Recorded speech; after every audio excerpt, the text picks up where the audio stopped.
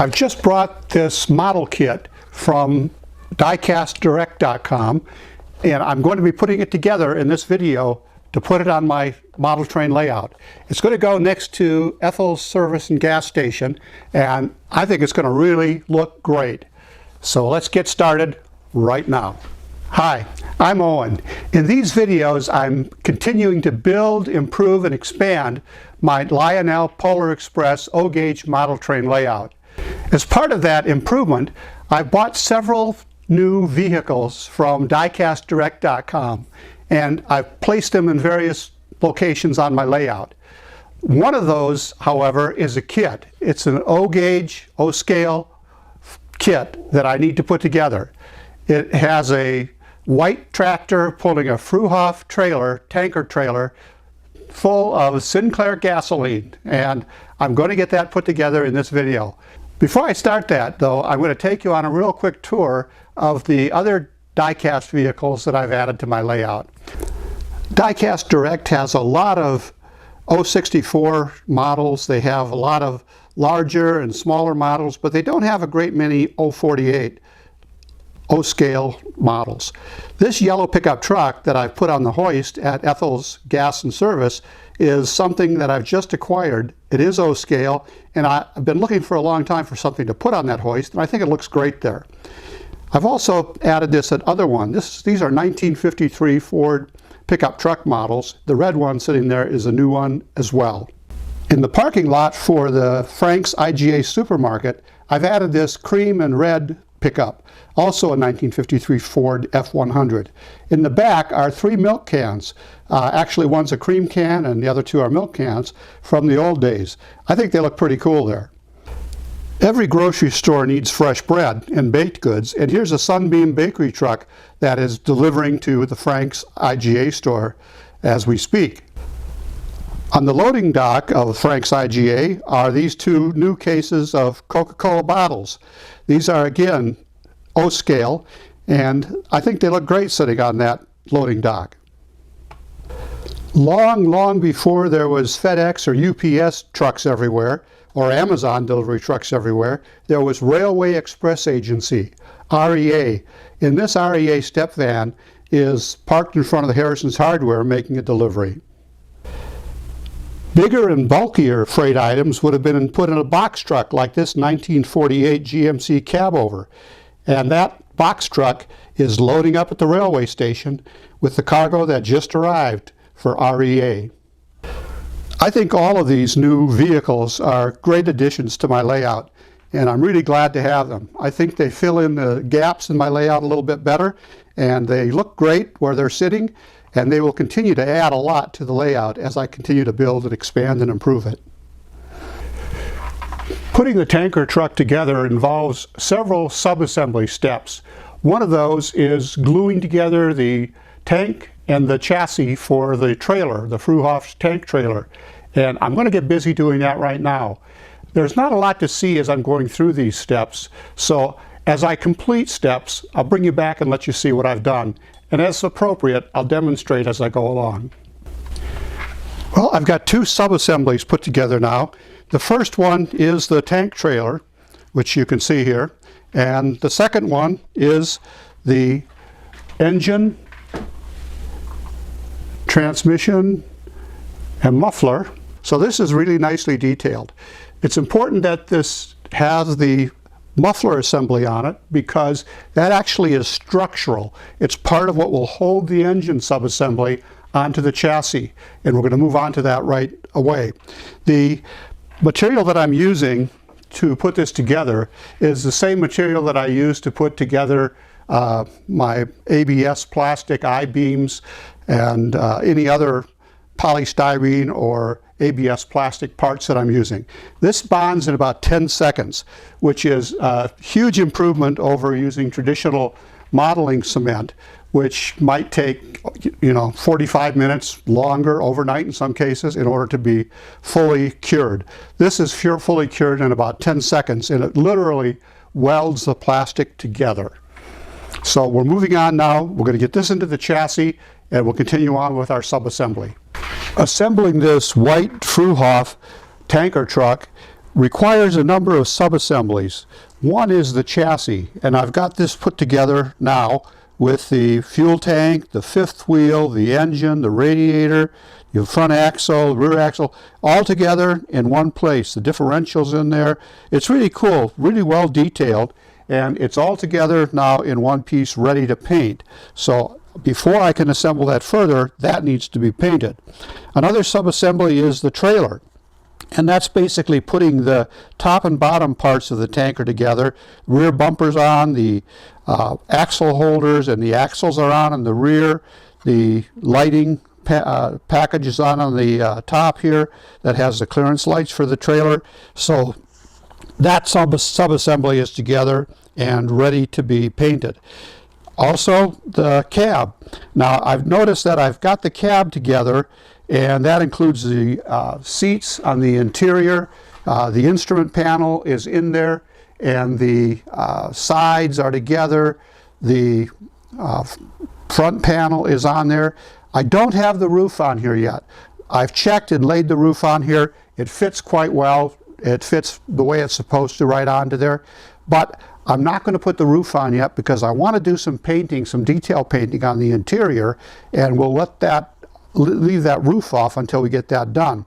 So the next step is going to be to paint this as well. There are a few other parts that are still on the trees on the from the injection molding on the inside that I'll be painting as well. These are some of the parts that I've taken out of the box that I'm going to be painting. This is the hose assembly, the pipe assembly for the fuel tank. So each one of these little sections of pipe runs to a different grade, a different compartment within the tank. This is the air brake package. It's the lines for the air brakes on the trailer. And these I'll be painting a metallic silver color. Likewise, the ladder I'm going to paint a metallic silver color. This fits very nicely on the back.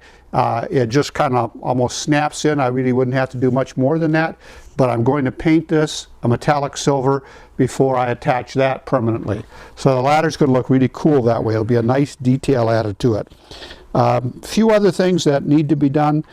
This is the housing that will go around the pumps that attach to that fuel hose or fuel pipes that I showed you earlier. But this has to go on after that fuel pipe goes on. So I'm going to paint this separately, and after I have the fuel pipe on the bottom of the trailer, then this will go on. It'll be painted to match the rest of the trailer. Now, this is about as far as I can go today because we're dealing with a patch of nasty weather here, and I need to be able to go outside and set up my little cardboard paint booth outside because I don't want to be breathing those paint fumes in here as I do this. So I'm going to hold off on this going any further until I get a day where I can actually go out and do the painting. However, I have another surprise coming today, I hope. I'm expecting a delivery, and we're going to do an unboxing in this video as well of that delivery. So we'll be able to see those items that are coming, and then we'll be able to run the trains before we wrap it up. UPS just delivered my latest shipment from Train World, and I'm going to open it up and take a look at it. I should have the plug-and-play fake news stand from Lionel, which I ordered last April, and the Polar Express Present Mint car, which I ordered probably around the same time. So it's taken a bit of time for these to get here, and we're hopeful that they're worth the wait. So let's open it up and see what they look like. The first up is the Polar Express Present Mint car. I'll take the bag off and let you get a close look at this. This is really pretty cool. I've got one mint car for the Polar Express already, which is the Silver Bell's mint car, and that was part of a set with the Silver Ore mint car. Now this is the Present Mint car, which is pretty cool looking. So I think that's going to be a great addition to the train. I'm looking forward to getting that on, connected to the train, and getting it running.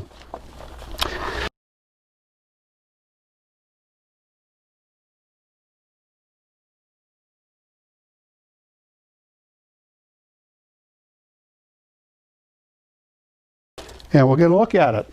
This is the fake newsstand. Now we've got the seller, the new seller there on the outside with his bundle of newspapers. Inside we've got another character, another individual. We'll see if I get this over there. You get a look at him standing in the back. We've got fire hydrant and a dog in the front, and we've got the power plug here. Left side, right side, fake news. That's kind of an interesting arrangement. This looks like this guy moves here. Looks like he's on a turntable. Looks like the newspaper guy out front moves. The guy inside looks like he might move as well. So we'll see once we get it plugged in and connected and see what we have. A little logo on the back. Don't believe everything you read. Abraham Lincoln. Nice quotation. I think we can all relate to that. It looks like I've got a couple of, maybe more than two, moving objects here. So we'll see how many things are moving once we get it going, and we'll see what all lights up and what moves.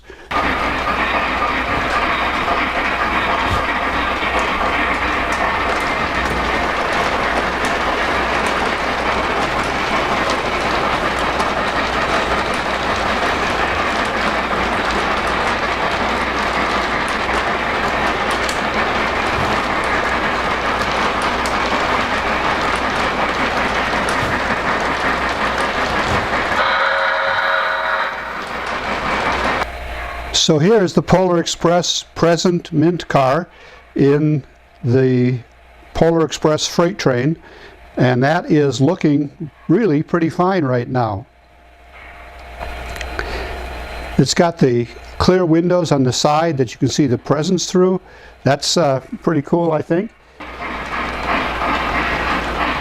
Actually, I really think that looks cool. I like that a lot.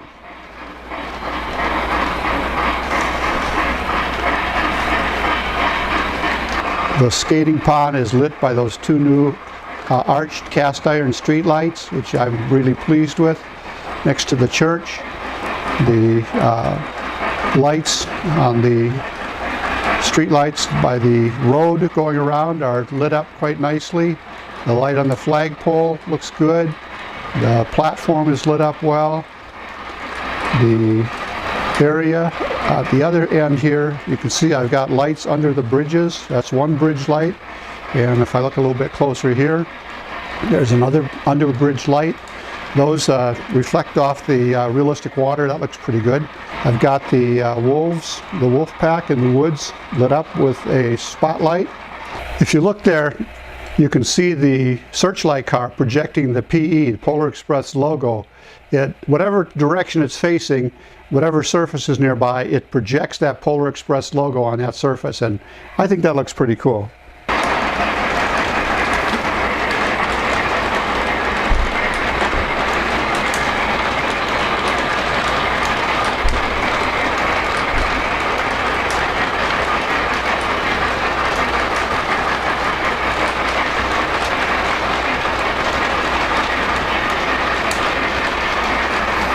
Well, that'll do it for this video, folks.